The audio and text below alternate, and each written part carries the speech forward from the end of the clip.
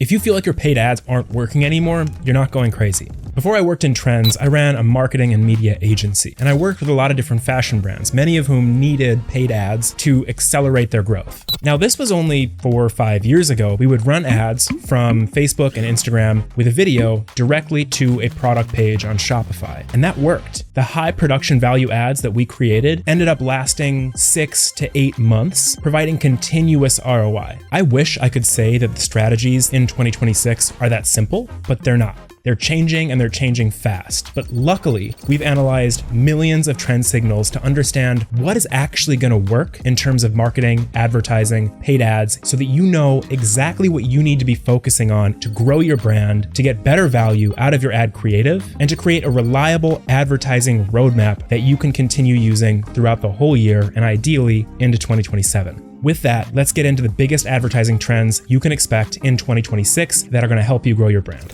First, let's talk about marketing strategies that aren't working anymore. It really might feel like paid social is not working, and while that's not entirely true, the game is changing. Meta still absorbs a dominant share of e-com spend, but it's getting less effective. Triple Whale says brands in its database put 68.3% of ad spend on Meta in 2025. Now, that same report shows that Meta keeps winning budget share even as the costs rise. This is exactly how mediocre campaigns become unprofitable. In other words, you're throwing money away. Meta's own 2025 full-year results show that its average price per ad increased 9% year over year for full year 2025, while ad impressions increased 12%. Basically, this means advertisers are buying more inventory in an increasingly more expensive auction. For brands that are still struggling with their conversion rates, this is a huge threat to their return on ad spend. Of the $2.9 billion in ad spend Triple Whale tracked, Meta took over 72%. The cost of impressions rose 26% year over year. At the same time, new customer growth was down 5.1% year over year. Customer acquisition is getting more expensive and less effective. And we know this for a fact. On top of that, these large generic influencer campaigns are facing an entirely different problem,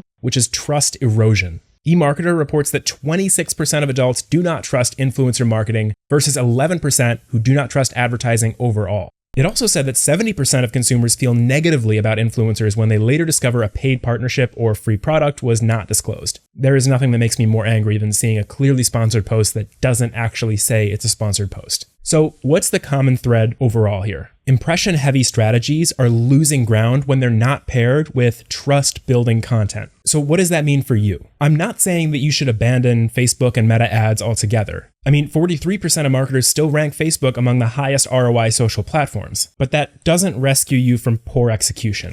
Now I want to answer a crucial question for anybody who's looking to spend $1 on advertising in 2026. What content is driving sales right now? And what does that say about consumer behavior? First off, and this one should be obvious at this point, do not run ads that are not video ads. 93% of marketers report a strong ROI from video marketing. It basically means that the market is moving towards these formats that explain, build trust, and create a connection with the viewer. 21% of marketers said short-form video delivered the highest ROI, and that over 17% plan to increase investment in short-form video, making it the top planned content investment in the study. Second, and I cannot stress this enough, you do not need to hire an expensive production team to create your paid ads. I say this as somebody who previously ran many different expensive production teams. What matters more is that your ads are authentic, which is a stupid word that I hate using, but in this case, it does hold true. 63% of consumers said it's more important for marketing videos to be authentic than polished. Next, you should really assume that 100% of Gen Z are going to discover your brand through social media. And when these consumers want more information, they're not Googling it the way that us millennials do. 41% of Gen Z uses social platforms first when they're looking for information, ahead of traditional search engines at 32%. So if you take a step back, what this actually means is that your content is not just competing with other ads. It's competing with search behavior, creator content, comments, reviews, all inside the same feed. So how do you stand out? Your content has to perform as media, entertainment, and utility. Short demos, educational clips, reviews and testimonial videos, live selling, comparison videos, and creative content that looks like it's native to the platform, not some overly produced agency ad. And here's where we get into the big lesson here. Amazon had an 11.02% conversion rate and the lowest cost per acquisition of any major platform. Now, this suggests that high intent platforms are becoming more valuable relative to these high attention grabbing social platforms. Now, that might mean that you're shifting your ad dollars away from Facebook and Instagram ads over to Amazon or Walmart. Stay with me. Now let's talk about the future of advertising and how you can take advantage of these trends to get the most ROI. The first big change is that advertising is extremely likely to get automated and AI-driven at the execution level, but even more human at the messaging level. So what does that mean? How does this work for you? Let's talk about it. 80% of marketers say they're using AI for content creation, but at the same time, reports are saying that human-led marketing is what actually wins trust and gets sales. So the first big takeaway here is that you need to create the storytelling, the credibility, the human messaging side of your ads. AI will take care of scaling and optimization. Apparently, Meta aims to enable full automation and creation of ads by the end of 2026, which is huge. If that roadmap holds up, then the technical barrier to launching and running ads is going to fall. That also means expensive ad agencies are going to fall by the wayside. Your real competitive edge is going to shift away from production value and these expensive targeting campaigns that agencies are creating to better offers, data that you collect directly from your customers, and more clear and honest messaging. Now that leads us into another likely shift in the advertising landscape, and that is creative volume will matter, but creative sameness is going to become a much bigger problem. Think about it. When ad production gets easier, the market gets noisier. HubSpot warns that in 2026, brands that don't have a very clear and precise point of view are going to get lost in a sea of AI, ads, slop, and noise. For you, what this really means is that you have to create a whole bunch of ads that have the same precise message. So how do you do this? First, write down a list of all the potential objections your customers might have to buying your product. Then make sure that you squash every single objection in your ad creatives. By the time somebody is done watching even one of your ads, they should have no more objections or competitors in their mind.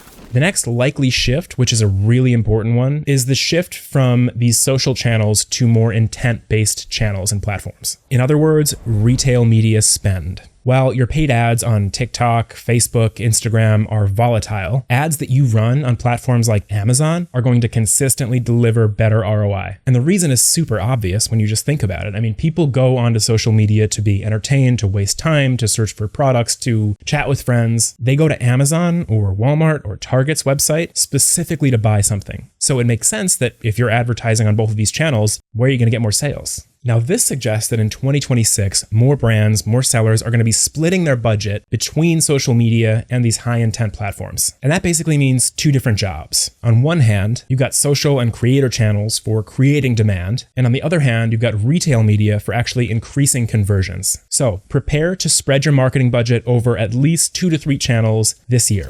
Another shift, which is a big one, is the rise of AI discovery. Triple Whale says AI-driven orders grew 1,481% in 2025, with GPT controlling 97% of that market in its data. Basically, that means that somebody is opening up GPT and typing in, what is the best hiking boot for somebody with fallen arches and bad knees? And AI then finds them a product that exactly aligns with those pain points. So, how do you stay one step ahead? Optimize your website, your product pages for AI discovery. Now, we made a video on this already. I'll link to it in the description if you want to actually dive deeper into this, but the crux of it is this. Think about all of the different people that might want to buy your products. Think about what questions they might have, what pain points they have. Create an FAQ section a mile long. Answer each one of these questions individually and make sure that that text is on your product page. You can open up GPT and you can say, I'm selling a hiking boot for women who are above a certain age. Write out 100 questions that potential customers might have about this product, given the most common and relatable health problems people face at that age and that demographic. You get the idea. You do this and I guarantee you AI will start recommending your products and your brand.